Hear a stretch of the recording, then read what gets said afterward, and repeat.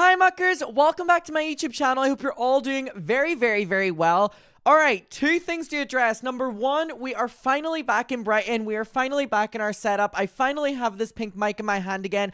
And number two, yes, I am wearing a mean girl, mean kid, mean adult shirt. No, it is not merchandise. It was actually my mother's birthday present to me. Thank you so much, Mom. I love it. If you know your Alexa Nicholas lore. Hi, Alexa. Hope you're doing well, babe. Okay, everyone. Wow, the LA trip is finally over, and I mean finally because I was out there for a long-ass time. Before we get into today's video, I also want to let you know that the McIntyre's dump, which is our little Finsta, is currently set to public, which it normally never is, but I'm doing it for the next couple hours. So if you want to click the link down below, this is like our private little community over here. Normally it's privated and I don't accept more people onto it, but right now I am allowing more muckers to join. So if you go and follow, you will be a part of it. And then in a couple hours, it will be closed again. So if you want to go enjoy the little community over there, go and join. Okay, we have a huge update when it comes to Jeff Wittek, who...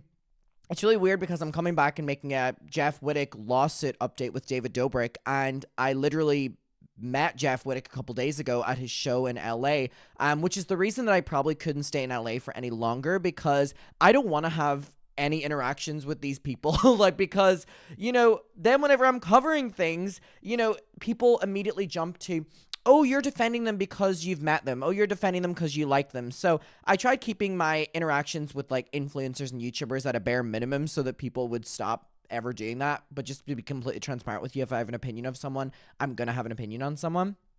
And when it comes to Jeff Wittek, though, I want to let you know that I am very pro Jeff Wittek before or after meeting him in this David Dobrik situation where he nearly lost his life because of David Dobrik wanting to create the most epic vlog ever. And I've always spoken up for Jeff Wittek when it comes to this because he was done so wrong. He lost his friends, lost the ability to make money and have a job for a long time, nearly lost his life, nearly lost his eyesight, nearly like, how are you not Team Jeff Wittek? I don't know how I made that noise. I went like, I made like the highest pitch noise ever. I don't know how people aren't pro Jeff Wittek in this. But anyways, we do have a huge lawsuit update and we also have a lot. So we're going to go through the Jeff Wittek subreddit. Now, first of all, there is this text message that is involved in the case, I guess. And I think, don't quote me, it's from Natalie. We're going to dive into everything. I just wanted to get to this first. It reads, also, is Jeff 100% committed to getting this neck surgery? I just worry it's too soon. He looks so good right now as it is. Without overreacting or sounding like I'm overreacting, what the goddamn hell? This is the craziest text message ever. Is Jeff really committed to getting the surgery? You know, he looks really good right now. We're speaking about someone who, for the most part, is getting surgeries that we only can assume is to, you know, protect whatever eyesight he has in that eye that he nearly lost. And also literally just like trying to look how he looked pre-David Dobrik vlogs, where David Dobrik wasn't putting his life on risk every single day, where he nearly lost his eye and nearly lost his life. And it's really crazy that someone who isn't the one having to get these surgeries or isn't the one that has to live with the eyesight damage or even just physical appearance differences to be like, why would you get another surgery? You look so good right now. It's not your fucking place and it's not your fucking life. And how dare you? It's just so crazy. These people are just so crazy, dude. Anyways, we are going to get to, we have statements from Natalie and David, and then we also have just like kind of updates from the lawsuit. So let's get to the statements from Natalie and David first of all. Now, the comments on this were really interesting. They were saying that they claim that, I haven't read these yet, but I was reading through the comments. The claim that Jeff has been compensated with views and followers and that should suffice is actually insane. So we're literally going into this already knowing that apparently there's something in here that's saying, well, Jeff got a lot of views and followers out of this when again, he nearly lost his life. They're sick in the head. In that case, Natalie shouldn't have been getting paid and been happy with the exposure that David Dobrik was giving her. What a twat, which is so true as well, because if you apply their own rules to them, oh, like suddenly it doesn't apply. All right, okay. This document filing is David and Natalie's summary of the events in the matter according to them. Their lawyers submitted this to the court. This is only David and Natalie's testimony under oath. Jeff's legal counsel will now prepare a rebuttal against these statements and submit it to the court. The next significant event in this process will be Jeff's legal counsel getting a deposition with David and Natalie. subsequent to any witness presence at the event of that day in the question or afterwards. Summing it up, a long process before Jeff finds a resolution that benefits him. I know it's not Jeff's, speciality to be patient, but he's gonna have to be. Which again is crazy because this has already been dragged out for so long. And again, I just feel really bad for Jeff. And, hello? Huh? I don't know what that noise is. What is that noise? Did you hear that? It went like, boop, boop. I mean, I'm going to assume that had nothing to do with the recording, and I'm just going to go ahead. Fingers crossed. It's just crazy because he did this show, Jeff Wittek, whenever I was out in LA.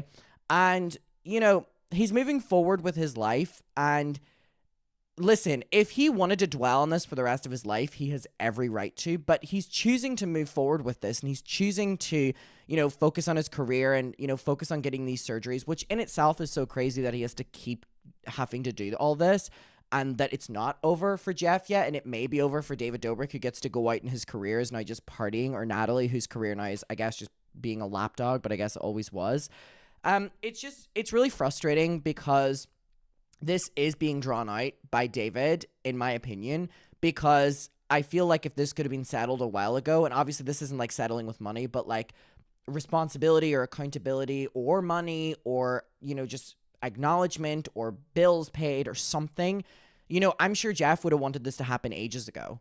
But it's being drawn out, and it's just frustrating that Jeff has to continue living with all of this and waiting for updates. But anyways, let's get to the statements from Natalie and David. All right, okay. I'm going to make this a little bit bigger here so we can go through it and read it together. Okay. A declaration of Natalie on behalf of defendant David Dobrik, LLC, in support of the motion for summary judgment on the alternative summary adjudication. All right, so this hearing date is April 2nd, 2025, 8:30, 28. All right, okay. Declaration of Natalie. Let's get to this here. I am the president of David Dobrik, LLC, and I'm over the age of 18 years old. As president, I have access to the books, records, sorry, I'm so close to the screen right now, but this is so tiny, and I don't have my glasses, and I don't know where they are, so I'm literally having to go like this. So just ignore that I'm really up in your face right now. I have access to the books, records, and files of the company, and as to the following facts, I know them to be true of my own personal knowledge, or I have gained knowledge from company's records and files, which are maintained in the ordinary courses of business. As president, okay, so she's president of David Dobrik, LLC, which is crazy. I, along with David Dobrik, am the person most qualified on behalf of company with respect to its business activities and operations. I make this declaration in support of defendants Dobrik and company bullshit. Motion for summary judgment, or in the alternative summary adjudication. I make this declaration based upon my personal knowledge or knowledge I've gained from company records and files and would testify therefore. Company is a California limited liability corporation and acts as the loan-out company for David Dobrik services and talent. I know they're using talent as in people, but just David Dobrik and talent in the same sentence. Crazy. The company is also the one that broadcasts his YouTube channel and the owner of the vlogs. In or around January 2018, I began working at the company as an assistant. At the time, my primary tasks were administration in nature and included such things as scheduling, calendaring, and business correspondence. In or around July 2018, the company's following grew to 4 million subscribers. In January 2019, I was promoted to Chief of Staff. While I continued my basic administration duties, I started co-producing and editing all of the content for the channel. So she's responsible for that editing? Damn, man. I also started producing and co-hosting the podcast, obtaining and negotiating brand sponsorships, designing and managing company's merchandise line, and monitoring all social channels. In or around 2022, I was promoted to manager and president of company, where I now oversee and manage all the staff of the company, secure all brand partnerships, sponsorships, manage and co-create content, as well as establish new enterprises and investments. From 2018 through now, my own following on various social medias has also grown. The size and engagement level of an influencer's following is a critical metric in evaluating their influence and relevance with their audience, which is true. But I mean, that's literally just like a standard thing to say. Like, more followers means brands think you're more relevant. That is literally just a fact. Also, I'm aware she has to like dumb it down for the courts here as well. A significant following serves as an indicator that the influencer's ability to reach, okay, blah, blah, blah, just saying if you have more followers. It's saying she's saying the amount of followers, however, does not determine the outreach a person has, but rather the engagement. For brands and businesses, it's a key indicator of the influencer's potential about their following. I'm skimming over parts that we really don't need to read here. In or around 2018, plaintiff Jeffrey Wittek, oh my god, it's crazy his name's actually Jeffrey. I just assume him as Jeff. Whenever people shorten their name, whenever I hear their long name, I'm like, who the fuck is that?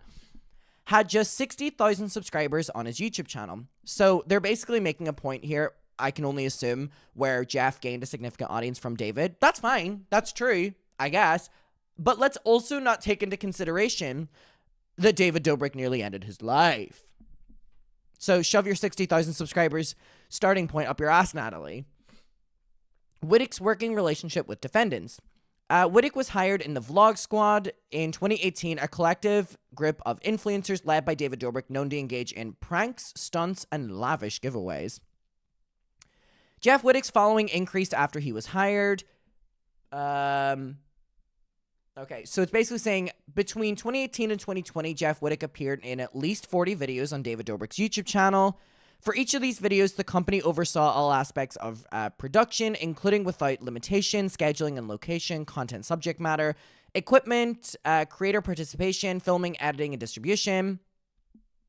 In April 2024, I conducted Google searches using certain terms designated to locate YouTube videos concerning the videos. Below is a chart containing the date of videos and uniform resource locator where videos can be accessed. So here we just have a bunch of fucking YouTube videos. I'm also going to put some Vaseline on because, damn, my lips are chapped today. So basically linking a bunch of videos. 2020, 2019. All right. Hello. Can you open, bitch? Sorry, give me a moment.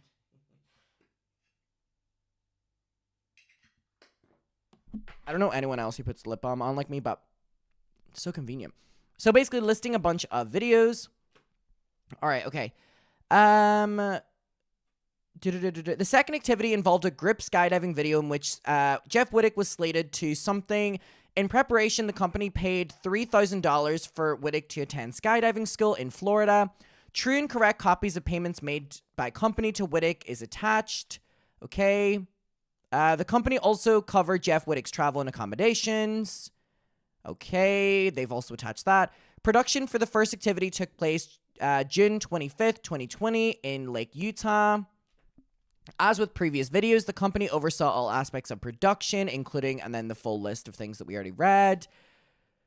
The excavator was rented by Devin from Dirt Gear Company LLC. I'm sure they regret being a part of that now. But otherwise, the company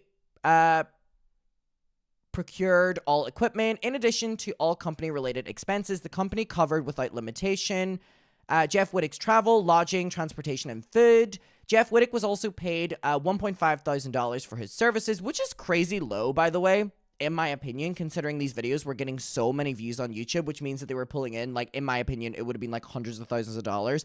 And then sponsorships, hundreds of thousands of dollars, if not millions as well, I can only assume. So $1,500 is not a lot to get paid. I don't know why they're gloating about that in the grand scheme of things. True and correct copies of Jeff Wittek's invoice that was paid is attached. Consistent with the company's instruction, Jeff Wittek arrived at Lake Utah at approximately 10 a.m. on June 25th.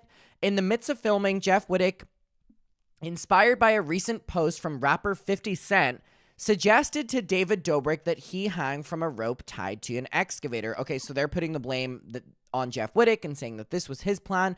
Unfortunately, God, I can only assume what's going to come next. Unfortunately, it was during the filming of this particular stunt that Wittek was injured when he forcefully collided with the excavator. What a way of putting that. Unfortunately, there was a little bit of an issue where he was injured a little bit. In the immediate aftermath of the incident, Jeff Wittek was transported to a local hospital, UV Utah Valley Hospital. Workers' compensation claim and coverage. On or about July 10th, 2020, a workers' compensation claim was filed by the company's insurance carrier. Carrier? Jeez, I've been in America for too long. Carrier. On August 26th, I sent a text message to Jeff Wittek and his assistant. Hey, insurance just provided me with a whole list of general docs and specialty surgeons that are covered if you want to choose them and whatnot. Wittek responded, oh, thank you, emoji. God, I love that everything has to be included. Thank you, smiling emoji. True and correct copies are attached. Correctly filed with the documentation evidence. On September 21st, 2020, I informed Jeff Wittek that I spoke to insurance that morning. All right. I have spoken to the WC Carrier on multiple occasions, and I have been informed and believe that WC Carrier issued multiple payments towards Jeff Wittek's medical cost. To my knowledge, at no time did Jeff Wittek dispute coverage. On April 17th, 2021, Iben, on behalf of Wittek, text messaged me saying, we tried going through insurance claim, but the insurance is asking surgeon's office to submit 3 claim, but insurance can't warranty until they pay for all of it. So we're going outside the insurance claim and paying out of pocket. True and correct statements are attached. On April 19, 2024, Wittek accepted and the company paid an additional $41,000 in out-of-pocket medical expenses. I declare under penalty of perjury under the law of the state of California that the foregoing is true and correct. On this day, 4th of September at Los Angeles. All right. So now we have, is this going to be David Dobrik or the attorneys of David Dobrik speak now? I guess so. So that was a statement from Natalie. So basically saying that it was Jeff Wittek's idea and that they did give money, but Jeff Wittek chose to go out of pocket, but then they have given money. And again, they are doubling down on this claim where they are putting the blame on Jeff, which is not surprising. And it's also crazy how much they're dumbing down the, Jeff had a little accident. He had a little collision. All right. So now we have the David Dobrik or David Dobrik's attorney speaking on his behalf, I guess.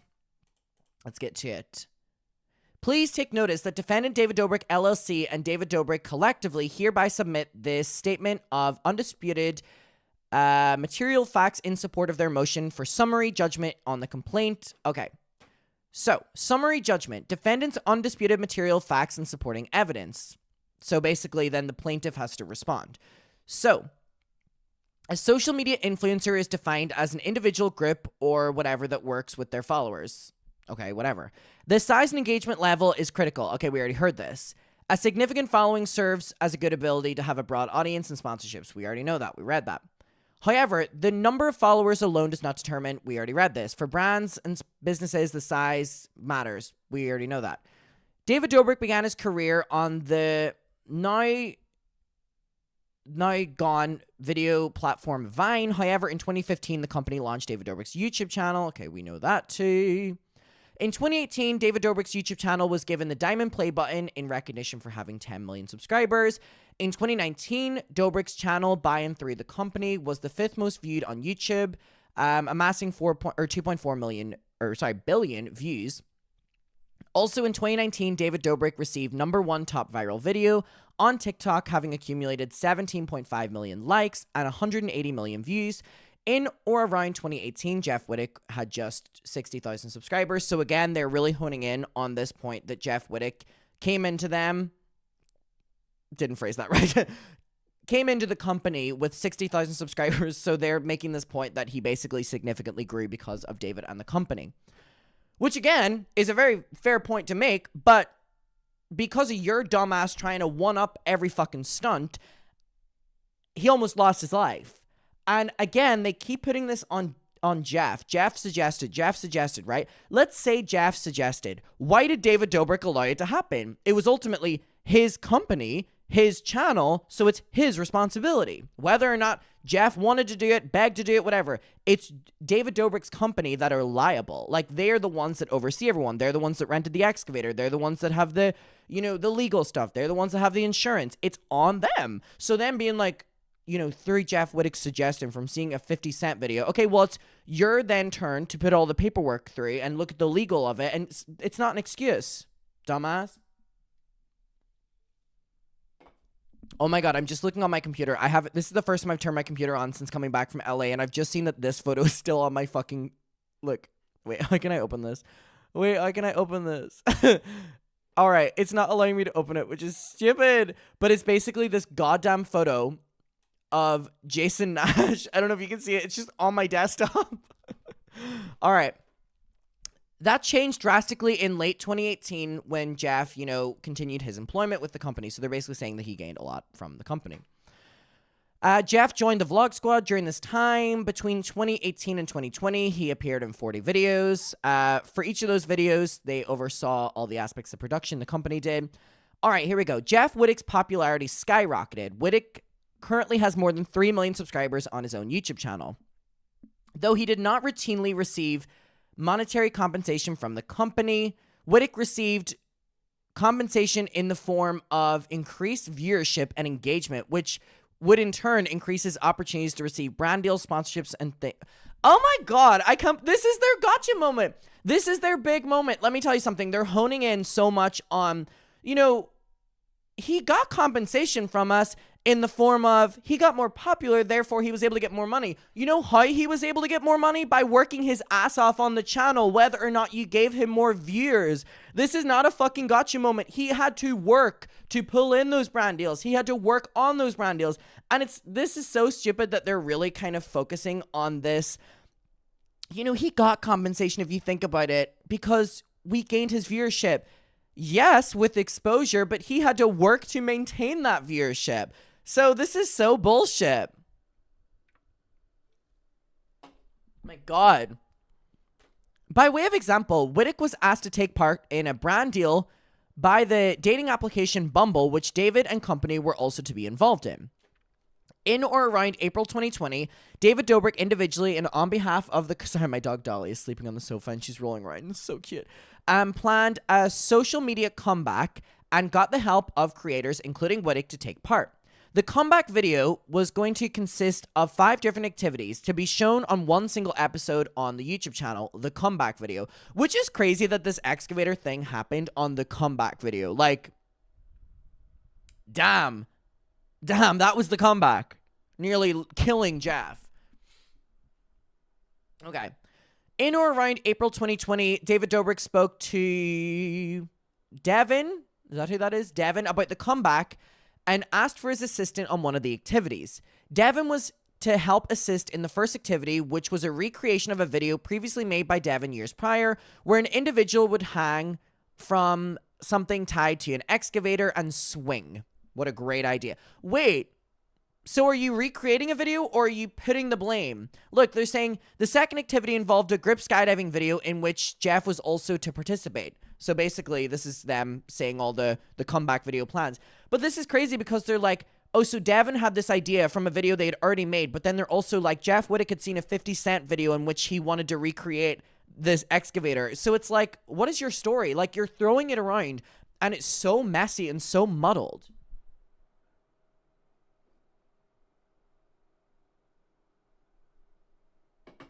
It's so messy, dude. So the second activity, since we didn't get to see the comeback video, y'all, we had the excavator starting off strong. And then we have skydiving, which Jeff was also part of, which is crazy because they're making this point that, like, Jeff has all this compensation from David Dobrik and giving him, all these followers and stuff. David Dobrik wouldn't have all these videos if it wasn't for people like Jeff being included in them. David Dobrik is not the talent in these videos. It's very clear. The company also covered Jeff Wittek's travel and accommodation. Production for the first activity took place June 25th at Lake Utah, as we know. The company would cover all aspects. The excavator was rented by Devin from Dirt Gear, as we know. So in addition to all the production-related expenses, the company covered without limitation Jeff Wittek's travel, lodging, transportation, and food. Jeff Wittek was also paid $1,500 for his services, which again is incredibly low considering how much money would be made on this video. Consistent with the company, Jeff arrived at approximately 10 a.m. At 11:15, Jeff Wittek sent David Dobrik an Instagram video recently posted by the rapper 50 Cent. So here they're going on the other story again, which consisted of a man holding onto a rope with his bare hands that was attached to an excavator, then being swung until he fell off. Jeff Wittek alleges that rather than proceeding with the first activity as planned on June 25th, 2020, defendants started soliciting people to get on the excavator holding onto a rope with their bare hands and that the rope would be attached to the excavator. Jeff Wittek alleges that defendants engaged various individuals to recreate the stunt, and in fact, these individuals participated on the stunt without issue. Jeff Wittek also then alleges that he was tasked with going on the excavator. After Wittek was sent on the excavator, holding the rope with his bare hands, he alleged that the defendant began using the excavator at unsafe speeds in a circle, and when defendant realized this, defendant slowed down the excavator, and Wittek alleges that the defendants intentionally and noticeably slowed the excavator too quickly, which caused him to then strike against the excavator. Jeff Wittek suffered injuries and was taken to a hospital. All right, so that's their accounting of the story, right? Here's the thing. If they're saying that Jeff sent the video of people being swung from an excavator, why am I saying swung? Swung from an excavator, swung. Here's the thing. It is the responsibility of the company to decide whether or not that should be taken out. And you're telling me that we've seen David Dobrik do all these stunts and these pranks. Dumbass laugh. I don't make fun of people's laugh because I don't want to make fun of them because then it's like, oh, people won't laugh. You know, people should enjoy laughing. Not you, David Dobrik. Not you. Not you. You stop laughing. Anyways, it was up to them to make the decision. And if Jeff sent that video, that's fine. They then could have taken in consideration all the things that would happen if Jeff would do that, if other people would do that. And again, we've seen David, like I've said in these other stunts, where he gets so in the moment of being so extreme. So you can just use all that against them. And I'm aware that David probably has more expensive lawyers, more money to throw at this, but like the people know the truth. Okay. July 10th, a workers' compensation claim was filed with the company's insurance carrier. We read this in Natalie's one, so it's basically just repeating it. On August 5th, 2020, WC Carrier sent a letter to Jeff Wittek stating that it had received notice of the claim. On August, okay, so here's the text messages from Natalie again that we already read, and Jeff's response with the emoji. All right. So on September 10th, very close to September 11th. No. You want to talk about 9/11. During the insurance carrier's subsequent investigation, Wittek was also asked a series of questions relating to workers' compensation, to which on September 15th, Wittek, by and through his assistant, provided the following responses. You know what really annoys me about the fact that they have like all these answers and stuff from Jeff in the moment? We saw Jeff Wittek on Frenemies, and that was not long after all these surgeries, and he was a fucking disaster because you know why? He went through a life-altering situation and life-altering surgeries. He's been dropped by all his friends. He's lost a lot, and it's like, it's crazy that they're going to use answers and a Q&A basically from someone who was so unwell in multiple ways and in so much shock, going through so many surgeries, and they're using these in a lawsuit in 2024. Go fuck yourself. But let's read them. So the question was, as an independent contractor, was there a written contract between Mr. Jeff Wittek and David Dobrik? If not, how was the agreement made for the video? Wittek's response: there was no written contract. However, our engagements are never formally documented because we work together so often and frequently are friends. David called to ask me if I would partake in filming of the video, and we would need to fly it to Utah, in which I agreed. I have worked with David frequently in the past, and so that was fine. His response, which again, very believable and relatively normal. Question: how was Mr. Wittek paid for the assignment? I.e. check, direct deposit, cash? Does he participate in receiving a W-2 tax form versus a W-9 tax form? Wittek's response: I was paid via a direct deposit and anticipate filing a W-9. Question: what was the agreement between Mr. Wittek and David Dobrik LLC on this assignment? Was Mr. Wittek permitted to complete the assignment as wished, or was he given direction by David Dobrik? Wittek's response: David Dobrik LLC was supervising on the production. Myself and David agreed how we were going to proceed with the video and executed it as planned. However, when operating the machinery, my grip slipped and I fell into the machinery, injuring my body. Dear God. It just it pisses me off so much how this went down, and the fact he still has to answer for things when it wasn't his fault.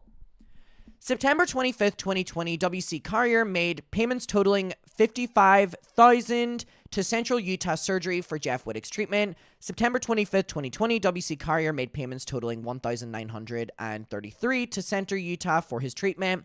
On June 25th, 2020 through January 18th, 2021, WC Carrier made payments totaling $29,000 to Utah Valley Regional Medical Center for Wittek's treatment.